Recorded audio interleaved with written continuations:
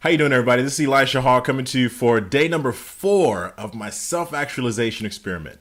Can you believe this is day number 4? It seems like it's going by super slow.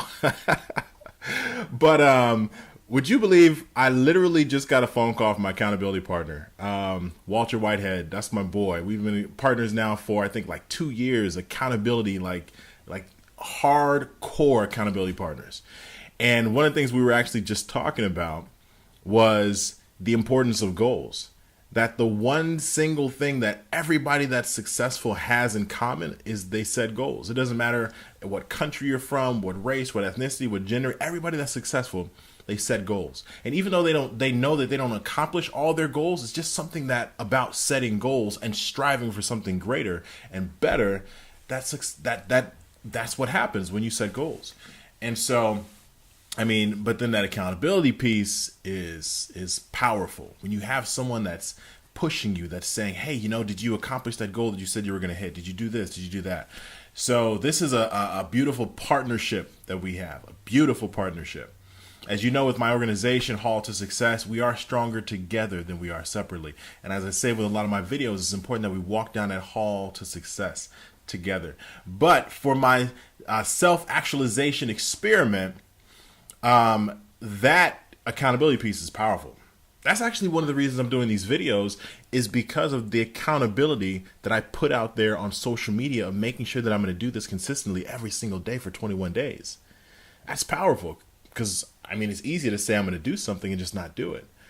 Think about how many people set New Year's resolutions and don't follow up and don't follow through, don't complete the mile that they set out to walk or to run, the journey. They don't complete the journey. So this is powerful when I think about that consistency and commitment to my commitments. And so one of the things that I was really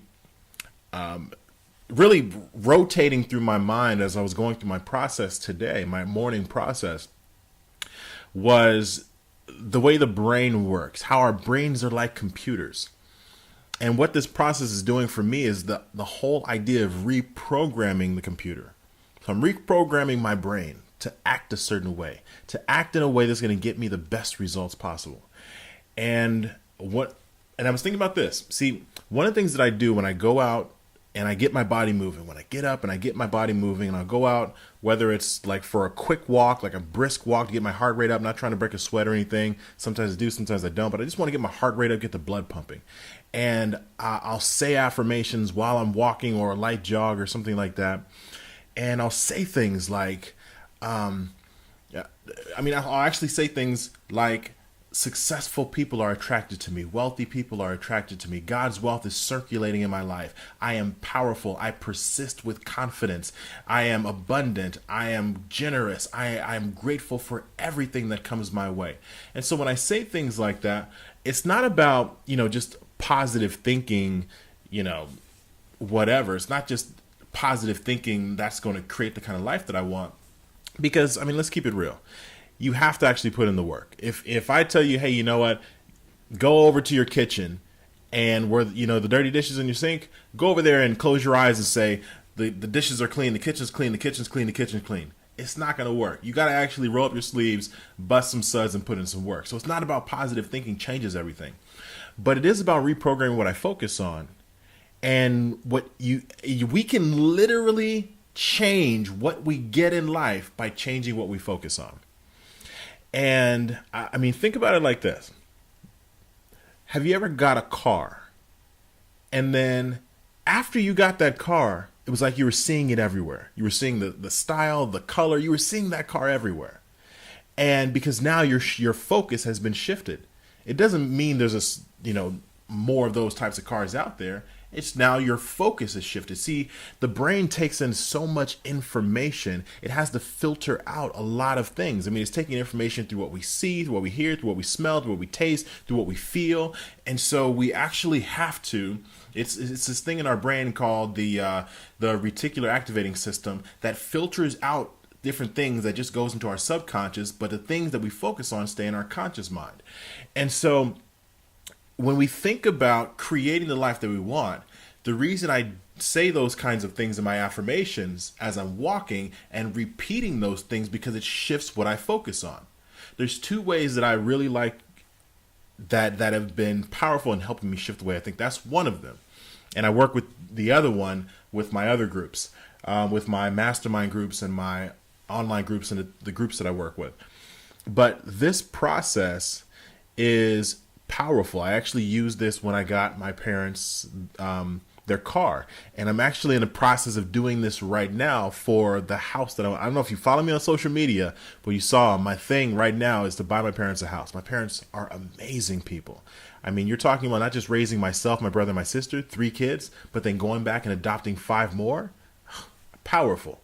And so I'm going to buy them their dream house, and I'm using that of what I focus on to be able to make that happen. And I already know it's going to be a 5-bedroom plus house. I already know it's going to have at least 3 bathrooms. I already know it's going to have a good sized backyard. I mean, there's certain things I already know that I'm being very specific on. I already know that it's going to be in 3 specific areas, either Ladera Heights, Windsor Hills, or View Park. I already know specific things about the house. I know the color. I know that it's going to have a fireplace. I know specific things that I can describe the house. And that's what I'm focusing on.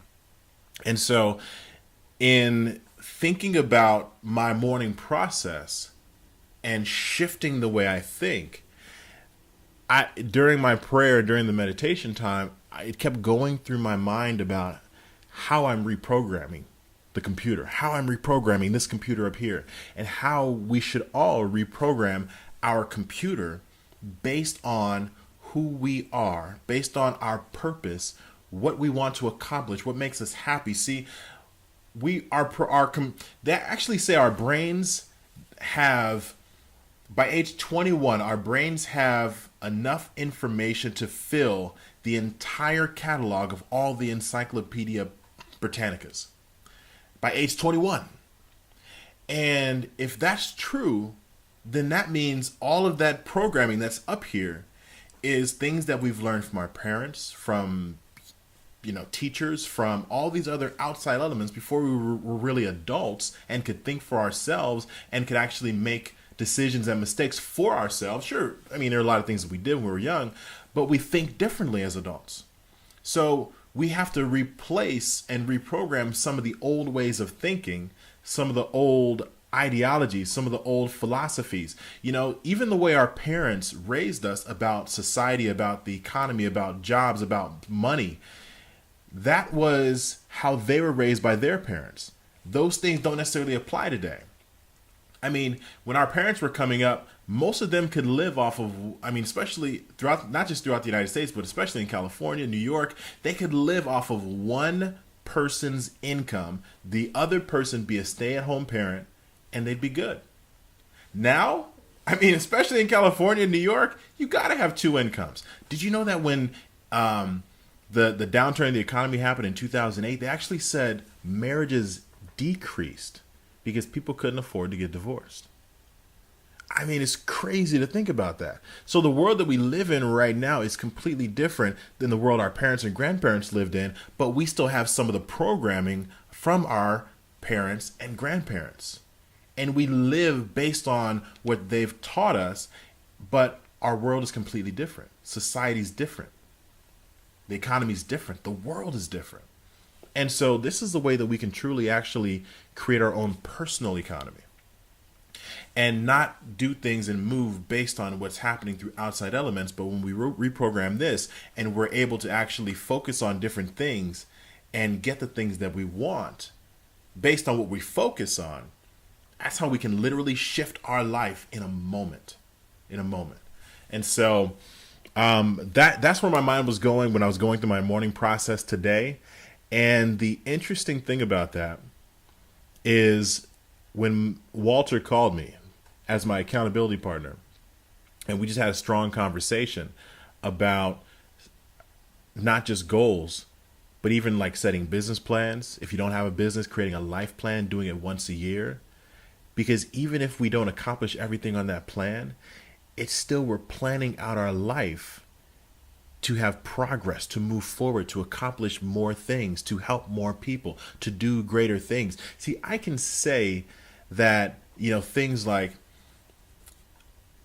I could say things like, I am okay with being wealthy. I am okay with being rich because I bring value to the lives of other people. See, me accomplishing certain goals and bringing in money has nothing to do with me just being rich just to drive fancy cars.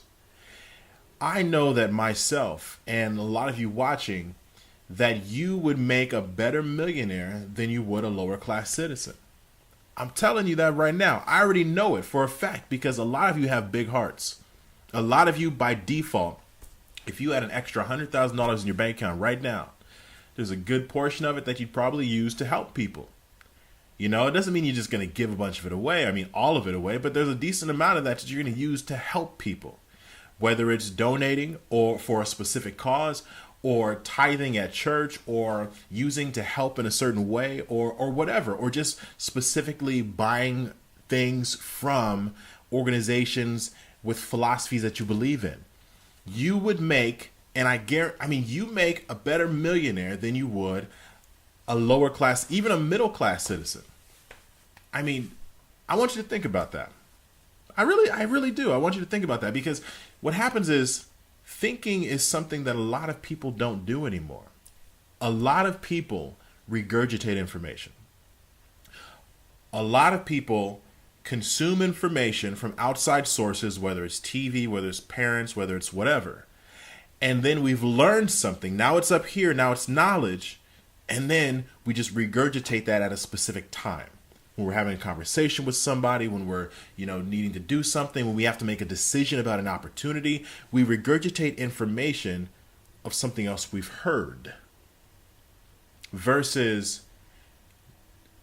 evaluating that information, seeing if it's actually even valid, or if it's even valid with our own internal philosophies, with our purpose in life, and then being able to make a decision based on that. Most people don't do that. So that's this process. I mean, I really hope that in some of the things that I'm discovering about myself, some of the things that I'm discovering about, life in general, I hope it's helping some of you guys. Again, please share your feedback. I love some of the conversations that I'm hearing, some of the questions people are throwing at me, continuing some of these conversations offline and online. And I mean, this is great. That's the whole purpose of this. So thank you again. I really appreciate you guys. This is day 4. And we are complete. I look forward to seeing you all tomorrow.